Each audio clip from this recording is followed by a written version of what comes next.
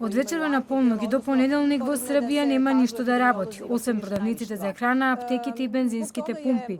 Се воведуваат мерките кои важеа за време на викендов. Премиерката Ана Брнабик изјави дека ова е компромисно решение затоа што мерките ќе важат 5 дена, иако кризниот штаб побара тие да бидат најмалку 14 дена. Неćemo uvoditi policijski čas. Нема полициски час, нема забрана за движење, храна, аптеки, пумпи, се што е потребно за повеќе или помалку нормален живот ке работи. Треба дополнително да го забавиме животот во Србија за да видиме дали бројот на ново инфицирани е во стагнација.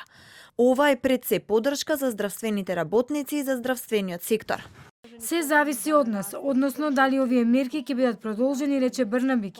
Таа повика на максимална дисциплина и разбирање за состојбата, бидејќи здравствен сектор работи во тешки околности веќе една година. Епидемиологот Предраг Кон, последницата на кризниот штаб, рече дека ова решение не е доволно. После 5 дана неćemo još uvek videti. За 5 дена нема да ги видиме ефектите од мерките. Ова е компромис повеќе заради економскиот ефект. Одлуката не задоволува ниту една страна, но ми се чини дека мерката е конструктивна во овој момент. Иако Србија е водечка во регионот по бројот на вакцинирани и ревакцинирани лица, таму секојдневно се зголемува бројката на новозаразени и починати од COVID-19. Досега во Србија над 791.000 граѓани ги примиле двете дози на вакцини. И Црнагора поради алармантна состојба е пред затворање. Минатата недела Министерството за здравство донесе нови епидемиолошки мерки кои вклучуваат заклучување на 11 градови и општини, а нови се најавени за утре.